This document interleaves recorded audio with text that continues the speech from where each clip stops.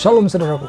Saudara, kali ini saya akan menyampaikan kepada saudara satu hal yang sangat penting, yaitu mengenai penyesatan. Mengapa penyesatan ini sangat penting saudara untuk ketahui? Karena penyesatan ini bertujuan untuk menghancurkan keselamatan yang saudara peroleh. Keselamatan yang sudah saudara peroleh itu akan dicabut sampai ke akar-akarnya. Dengan cara apa? Dengan cara yang sangat licik, sehingga saking liciknya kita yang tidak mempunyai kehati-hatian, ya, apalagi tidak mempunyai kepekaan roh, itu dapat termakan dengan pola-pola penyesatan yang dilakukan. Sebab yang melakukan penyesatan ini bukan kalangan di luar orang yang tidak percaya Yesus, tetapi justru orang yang percaya Yesus, ya, percaya dalam tanda kutip, sebab kan mereka ini adalah penyesat. Penyesat itu hanya menunjukkan diri seolah-olah mereka percaya Yesus, seolah-olah mereka melakukan firman Tuhan, tetapi sesungguhnya mereka ini hanyalah penyesat, ya. Kenapa mereka harus berpura-pura seperti seorang yang sungguh percaya kepada Yesus dan seolah-olah mereka adalah seorang yang taat kepada firman Tuhan? Ya iya, karena tujuan mereka itu adalah untuk membawa orang yang telah hidup dalam kebenaran, ya, sesuai dengan pengajaran firman Tuhan yang murni. Ya, itulah yang mereka targetkan. Jadi kalau mereka mentargetkan orang-orang yang hidup di dalam kebenaran, tentu mereka harus menyamar sebagai orang juga yang hidup dalam kebenaran. Ya, harus berpenampilan seolah-olah kita ini sama. Ya. Hari ini mungkin saudara sudah juga ikut mendapatkan informasi, ya, salah satu contoh misalnya, ketika ada orang mulai menyebarluaskan pemberitaan firman Tuhan bahwa untuk memperoleh keselamatan itu tidak harus percaya kepada Yesus Kristus.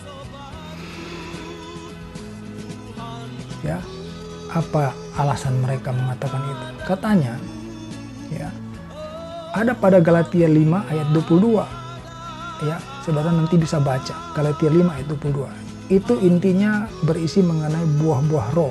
Di sana disampaikan, saya bacakan sekilas untuk saudara, ya, bahwa buah roh ialah kasih, sukacita, damai sejahtera, kesabaran, kemurahan, kebaikan, kesetiaan, kelemah lembutan, penguasaan diri. Lalu ditutup dengan kalimat tidak ada hukum yang menentang akan hal tersebut. Jadi dengan mengatakan tidak ada hukum yang menentang, ya, hal-hal yang terkait buah roh ini, maka diasumsikan ketika ada orang yang mampu melakukan buah-buah roh ini, mereka juga akan memperoleh keselamatan. Walaupun mereka tidak percaya atau tidak menerima Yesus sebagai Tuhan dan Juru Selamatnya. Ini kelicikan saudaraku. Kenapa saya katakan kelicikan? Karena mereka mencoba untuk menutup pengertian kita mengenai buah roh ini dengan hanya berfokus kepada perkataan yang setelahnya, ya, bahwa buah roh adalah kasih, sukacita, damai sejahtera, dan seterusnya. Tetapi kalau kita membaca sebelum kata-kata kasih, sukacita, damai sejahtera, dan seterusnya, itu kan dimulai dengan buah roh. Ini rohnya roh apa sih saudaraku? Ya, karena dia ada di dalam Alkitab, di dalam Bible, tentu saja ini Roh Kudus saudaraku. Jadi bagaimana mungkin ada seseorang yang dapat mampu melakukan buah-buah roh itu padahal dia tidak menerima Roh Kudus? Lalu bagaimana Roh Kudus itu bisa diterima seseorang? Kita juga diajarkan oleh kitab suci, berilah dirimu dibaptis, ya, bertobat, dan pada saat kita dibaptis itu akan ada Roh Kudus yang diam di dalam hidup kita, karena kita akan mulai melakukan kehidupan baru yang dipimpin oleh Roh Kudus. Seseorang yang telah terima Yesus, memberi diri dibaptis, barulah akan memperoleh Roh Kudus. Menerima Yesus dengan perkataan tanpa melakukan perintah dibaptis pun tidak akan memperoleh Roh Kudus. Jadi mana mungkin ada orang, ya, dengan melakukan buah roh ini akan dapat selamat? Tidak akan sanggup orang melakukan, saudaraku. Karena buah-buah roh yang baru saya bacakan tadi di Galatia 5 ayat 22 itu hanya akan bisa lahir dari kehidupan seseorang yang di dalamnya ada tinggal diam Roh Kudus itu, saudaraku. Lalu yang kedua, mengenai tentang keselamatan tidak usah dibaptis katanya. Contohnya dia mengambil penjahat yang disalibkan bersama-sama Yesus. Ketika itu Yesus langsung mengatakan, saat ini juga engkau bersamaku di Firdaus. Nah, mereka mengatakan itu penjahat tidak dibaptis, dia bisa selamat. Saudaraku, hati-hati lagi saudaraku. Ya, apa yang Tuhan Yesus lakukan terhadap penjahat itu bukan pengajaran saudaraku. Itu suatu peristiwa saja yang kita tidak bisa contohkan. Ya, karena itu bukan bermaterikan pengajaran gitu loh. Jadi saudara tidak bisa mengambil contoh itu, ya. Kalau saudara mau mengambil contoh itu, silahkan, tetapi harus dengan mendengarkan Tuhan Yesus mengatakan hal itu langsung kepada saudara seperti Yesus mengatakan kepada penjahat itu. Sanggup saudara? Ya. Yesus mengatakan kepada saudara dengan vokal, ya, dengan audible, mengatakan kepada saudara bahwa hari ini engkau telah bersama-samaku di Firdaus. Kalau itu tidak mungkin, artinya saudara tidak boleh mengambil sikap, ya, mengambil posisi penjahat itu. Saudara harus melakukan apa yang disampaikan firman Tuhan. Berilah dirimu dibaptis dan bertobatlah. Dibaptis pun harus dibaptis dengan benar, saudara. Ya, karena baptisan itu sakral. Yesus saja yang tidak berdosa memberikan dirinya dibaptis, apalagi kita manusia yang penuh dengan dosa. Masa akan kita melakukan baptisan itu dengan sembarangan? Ya, di dalam Alkitab jelas menyampaikan baptislah dirimu. Baptis itu seperti Yesus melakukan baptisan di selam. Saya tidak akan membahas mengenai baptisan selam kali ini, karena saya akan fokus mengingatkan saudara mengenai penyesatan saudaraku. Ya, saudara, keselamatan itu hanya ada satu-satunya di dalam nama Tuhan Yesus Kristus. Itu sudah, kalau bahasa hukum di pengadilan, itu sudah inkrah. Saudaraku, ketika Yesus sudah terangkat ke surga, apa yang dikerjakan oleh rasul-rasul? Mereka memberitakan Injil, saudaraku. Lalu apa sih Injil itu? Saya akan ajak saudara untuk membacanya, ya. Ini saya akan ajak saudara untuk membacanya di dalam 1 Korintus 15 ayat 1 sampai 9, ya. 1 Korintus 15 ayat 1 sampai 9. Biar kita tahu, ya, bahwa betul apa yang disampaikan firman Tuhan. Bahwa keselamatan itu hanya ada satu di dalam dunia ini bagi seluruh umat manusia, yaitu melalui Yesus Kristus. 1 Korintus 15 ayat 1 sampai 9. Dan sekarang saudara-saudara, aku mau mengingatkan kamu kepada Injil yang aku beritakan kepadamu, kecuali kalau kamu telah sia-sia saja menjadi percaya. Perhatikan saudara, di sana disampaikan Injil itu kamu diselamatkan, ya. Oleh Injil itu kamu diselamatkan. Bukan cuman oleh Injil itu kamu diselamatkan, tetapi di sana ada juga disampaikan bahwa asal kamu teguh berpegang padanya. Jadi ada kesungguhan saudaraku, ya. Nah, apa Injil itu? Injil itu kita akan dapatkan jawabannya dengan ayat-ayat berikutnya. Perhatikan saudara. Sebab yang sangat penting telah kusampaikan kepadamu. Nah, di sini juga dimulai dengan kalimat sebab yang sangat penting. Berarti yang akan Rasul Paulus sampaikan ini adalah sangat penting. Apa yang sangat penting itu? Kita lanjutkan ya saudara. Sebab yang sangat penting telah kusampaikan kepadamu yaitu, nah ini dia. Apa yang telah kuterima sendiri ialah bahwa Kristus telah mati karena dosa-dosa kita sesuai dengan kitab suci. Bahwa ia telah dikuburkan dan bahwa ia telah dibangkitkan pada hari yang ketiga sesuai dengan kitab suci, ya. Jadi Injil itu adalah mengenai ya penyaliban Yesus, ya kematiannya, lalu penguburannya. Pada hari yang ketiga dia bangkit. Dan kebangkitan Yesus ini ya bukan asal saja diberitakan, tetapi ada dasarnya sehingga diberitakan. Apa dasarnya? Yaitu kesaksian orang-orang banyak. Ya, kita lanjutkan. Ayat kelima, bahwa ia telah menampakkan diri kepada Kefas dan kemudian kepada ke-12 muridnya. Sesudah itu, ia menampakkan diri kepada lebih dari 500 saudara sekaligus. Jadi kebangkitan Yesus ini ada saksinya, saudara. Ya, kebanyakan dari mereka masih hidup sampai sekarang, tetapi beberapa di antaranya telah meninggal.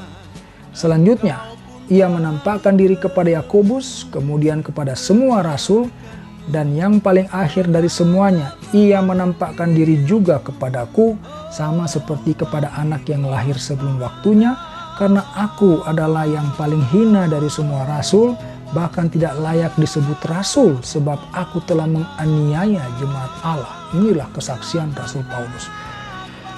Jadi saudaraku, kalau dikaitkan lagi dengan firman Tuhan yang terdapat di dalam Lukas 2 ayat 11, ya, di sana disampaikan oleh malaikat Tuhan bahwa hari ini telah lahir bagimu juru selamat Kristus Tuhan di kota Daud. Ini firman Tuhan. Ya, telah lahir bagimu juru selamat Kristus, artinya Yesus, Tuhan.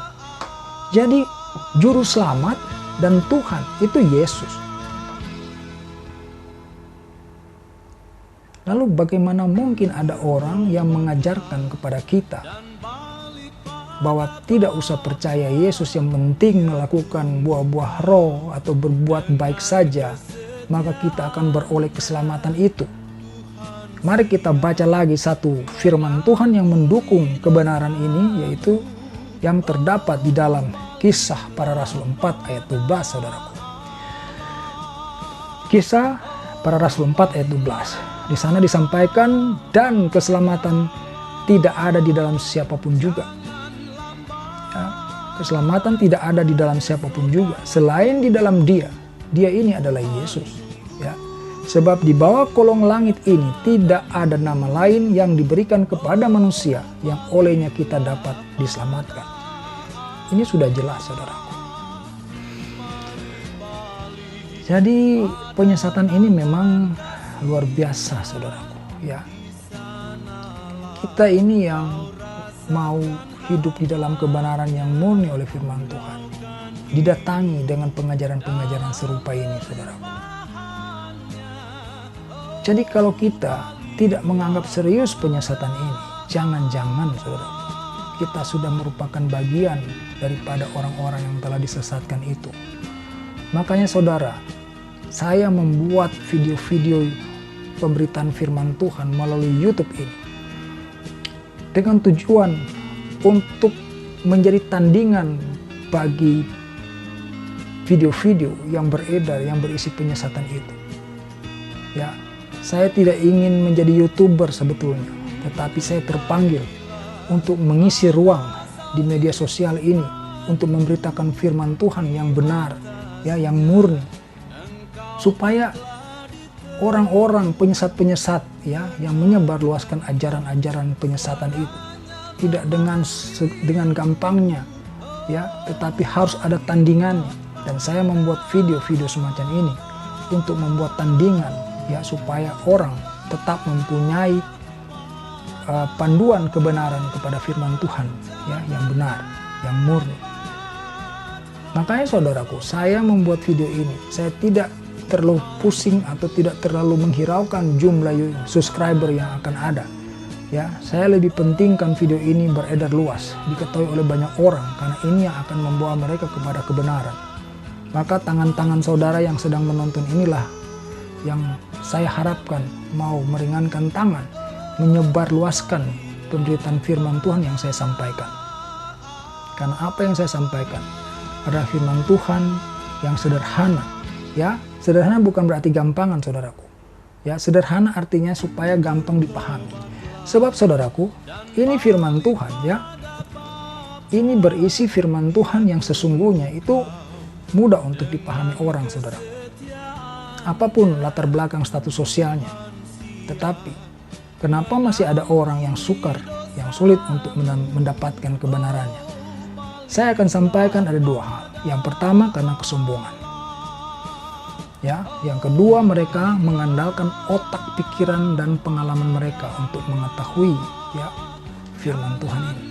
Firman Tuhan ini kan berisi pikirannya Allah. Tidak akan sangguplah pikiran manusia. Ya.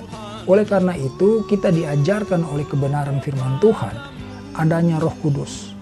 Roh Kudus itulah yang memampukan kita untuk memahami pikirannya Allah itu. Karena Roh Kudus itu adalah rohnya Allah sendiri. Ya, maka perlu yang saya sampaikan di awal tadi, ya, kita menerima Yesus, kita harus memberi diri dibaptis dalam kebenaran itu, supaya ada Roh Kudus yang tinggal di dalam kita, sehingga kita diajar, ya, supaya kita dimampukan untuk mengerti firman Tuhan. Orang-orang yang mencomot-comot ayat, ya, mereka tidak akan pernah menemukan kebenaran. Kenapa? Karena mereka mencomot ayat, ya, mempertanyakannya dengan niat kesombongan, ya, dengan mengandalkan pengetahuannya.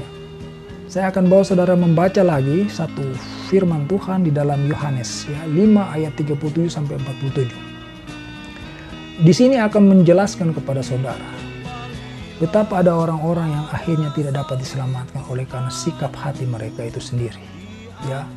Ini penting untuk didengarkan karena firman Tuhan yang akan saya bacakan ini disampaikan oleh Yesus sendiri. Yohanes 5 ayat 37 sampai 47. Bapa yang mengutus aku, dialah yang bersaksi tentang aku. Kamu tidak pernah mendengar suaranya. Benar kan? Kita manusia tidak pernah mendengarkan suara Allah. Tetapi oleh karena Yesus, kita dapat mendengarkannya, saudaraku. Karena Yesus adalah firman yang menjadi manusia. Makanya Yesus mengatakan di sini, kamu tidak pernah mendengar suaranya. Ya, tetapi karena Yesus itu kita dapat mendengar suara Allah. Rupanya pun tidak pernah kamu lihat. Benar. Kita tidak pernah lihat rupanya Allah. Bahkan Musa, ya, ketika diberikan 10 hukum Taurat, Musa tidak melihat wajah Allah karena memang wajah Allah itu tidak bisa lihat. Karena Allah Maha Kudus dan kita sangat berdosa. Kita pasti akan hancur lebur ketika betul-betul bisa melihat wajah Allah itu. Tidak mungkin.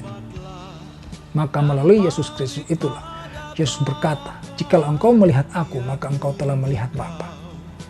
Jadi Allah sudah begitu sangat baik kepada manusia ciptaannya ini. Nah, selanjutnya saya akan bacakan lagi, saudaraku. Dan firman-Nya tidak menetap di dalam dirimu, sebab kamu tidak percaya kepada Dia yang diutusnya.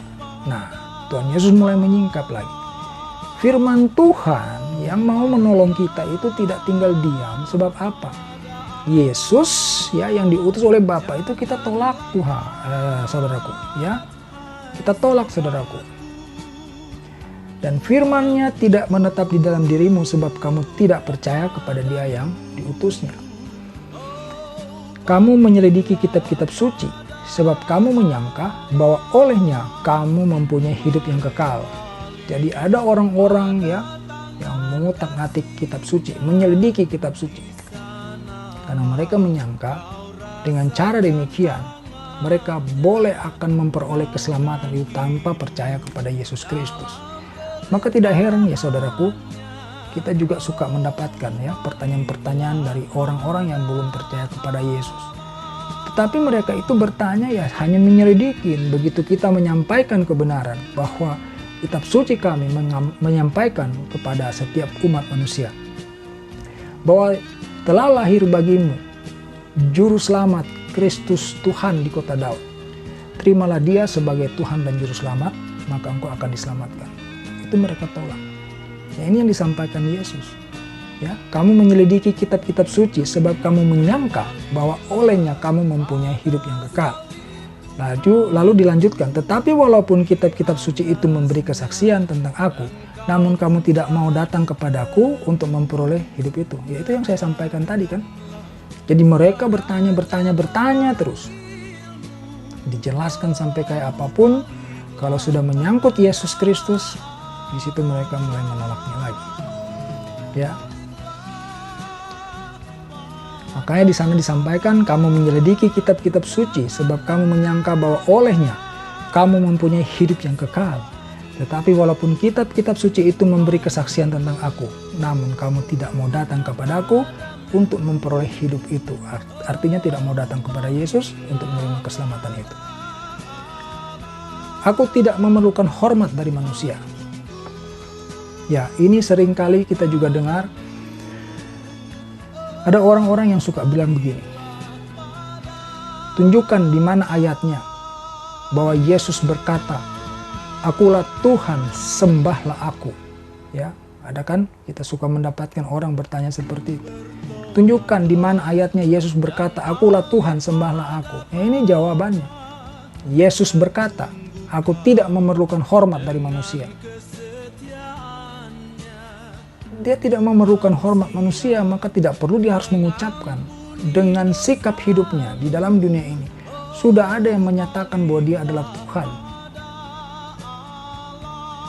Ya, kalau saudara membaca kitab suci di sana akan menemukan ya bahwa dia sudah diakui sebagai Tuhan.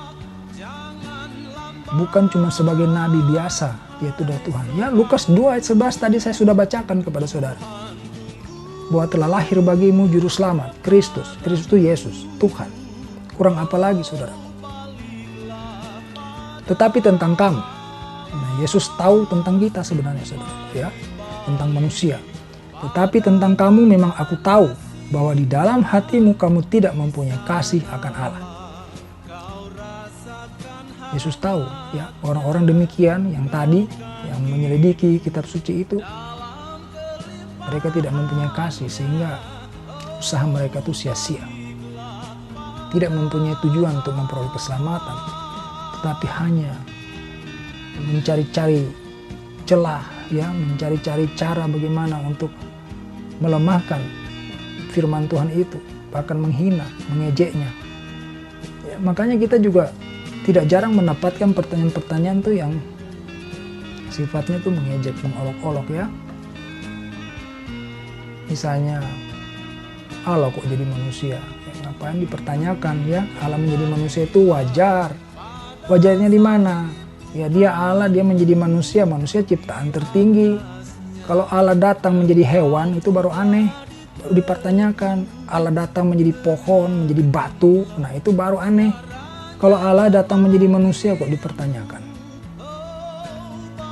Dia datang menjadi manusia, ya, supaya manusia dapat berkomunikasi. Sebab Allah tidak mungkin langsung datang sebagai Allah. Kita kan pasti akan binasa karena Allah mulia, kita berdosa. Maka Allah datang dalam rupa manusia, ya, dalam wujud Yesus Kristus itu. Makanya dikatakan oleh firman Tuhan, firman yang menjadi manusia. Dengan adanya Yesus inilah kita beroleh keselamatan. Nah, tetapi kan karena pikiran kita yang kita rasa kita pintar, kita mau menyerang firman Tuhan. Di mata Tuhan kita ini semua adalah bodoh. Cuma hanya kesombongan lah kita mau menanyakan hal-hal yang demikian. Ya, di dunia ini saya beritahu kepada saudara, sudah ada 3 miliar ya manusia yang hidup di kolong langit ini yang menerima Yesus sebagai Tuhan. 1,7 miliar adalah umat muslim dan beberapa miliar itu adalah umat beragama lain. Jadi jumlah terbesar adalah mereka yang menerima Yesus dan Tuhan, Yesus sebagai Tuhan dan Juru Selamat. Saudara bisa cari di Google, itu gampang, bukan rahasia. Cari aja, pasti ketemu. Jumlah pemeluk atau orang yang percaya kepada Yesus itu jumlahnya terbesar, terbanyak. Saya lanjutkan, aku datang dalam nama Bapakku dan kamu tidak menerima aku. Jikalau orang lain datang atas namanya sendiri, kamu akan menerima dia. Nah, ini Tuhan Yesus juga kritik, ya. Kalau hamba-hamba Tuhan, ya, pendeta, pengajar-pengajar palsu, pengajar-pengajar sesat, kita begitu menghormati, ya. Asal menyebut diri hamba Tuhan, ya kan, mohon maaf ya, menyebut diri pendeta gitu ya. Lalu orang tuh lebih menghormati. Tetapi Yesus bilang di sini, aku datang dalam nama Bapakku dan kamu tidak menerima aku. Jikalau orang lain datang atas namanya sendiri, kamu akan menerima dia. Bagaimana kamu dapat percaya? Kamu yang menerima hormat seorang dari yang lain dan yang tidak mencari hormat yang datang dari Allah yang esa, ya. Bagaimana kamu dapat percaya? Kamu yang menerima hormat seorang dari yang lain dan yang tidak mencari hormat yang datang dari Allah yang esa. Jadi Tuhan mengatakan tidak akan mungkinlah kita ini manusia yang gila hormat, ya, yang senang dihormati. Tetapi kita tidak senang kalau kita itu diperlakukan layak, diperlakukan mulia oleh Allah itu. Ya, kita tidak mencari hormat yang datang dari Allah yang esa. Tidak mencari hormat yang datang dari Allah yang esa artinya kita tidak mau memperbaiki perilaku hidup kita itu sehingga kita dimuliakan gitu. Kita tetap berperilaku hidup seperti manusia-manusia bejat, ya, manusia-manusia yang sok tahu dengan kebenaran. Kita tidak hidup dalam kekudusan. Artinya kita tidak mencari hormat yang datang dari Allah. Selanjutnya, jangan kamu menyangka bahwa aku akan mendakwa kamu di hadapan Bapa. Yang mendakwa kamu adalah Musa, yaitu Musa yang kepadanya kamu menaruh pengharapan. Nah, kalau bicara Musa artinya berbicara tentang hukum Taurat. Artinya ada orang-orang, ya, yang berpengharapan bahwa keselamatan itu akan dia terima ketika dia melakukan hukum Taurat. Tetapi Yesus sudah ingatkan, ya. Sebab jikalau kamu percaya kepada Musa, tentu kamu akan percaya juga kepadaku, sebab ia telah menulis tentang aku. Tetapi jikalau kamu tidak percaya akan apa yang ditulisnya, bagaimanakah kamu akan percaya akan apa yang kukatakan?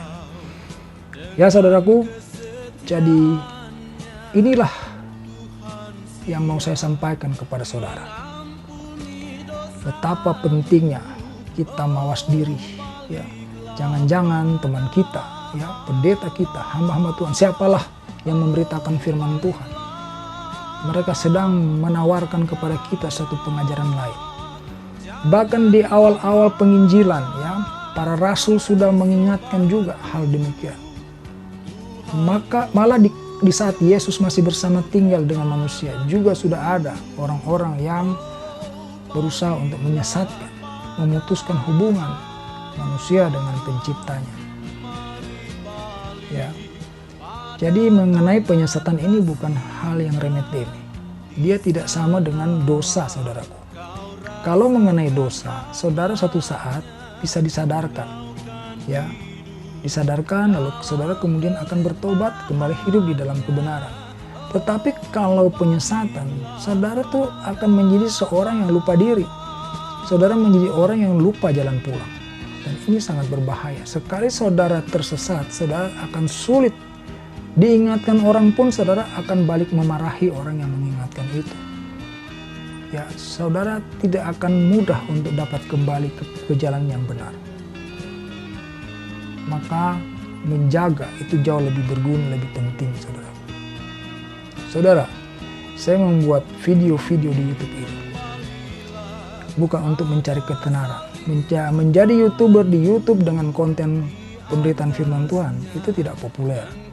Banyak orang berkata, kamu kalau membuat konten rohani, kamu akan susah untuk mendapatkan subscriber. Ya iya, karena saya tidak bertujuan mengumpulkan subscriber. Yang utama bagi saya adalah video ini menyebar ke banyak orang, ditonton banyak orang, agar mereka menyadari yang mana harus mereka ikuti. Ya, saya akan terus membuat video-video semacam ini, supaya pemberitaan-pemberitaan yang sesat itu mempunyai tandingan, sehingga orang dapat memilih, ya, mau mendengarkan yang mana. Saya akan terus membuat video berisi tentang firman Tuhan dengan pemberitaan yang murni, saudaraku. Jadi saya membutuhkan bantuan juga dari saudara-saudara untuk menyebarkan video-video yang saya buat, ya, supaya semakin banyak orang mengenal kebenaran yang benar, yang murni, saudaraku. Jadi untuk kali ini cukup sekian yang ingin saya bagikan. Kiranya memberkati saudara. Haleluya. Amin.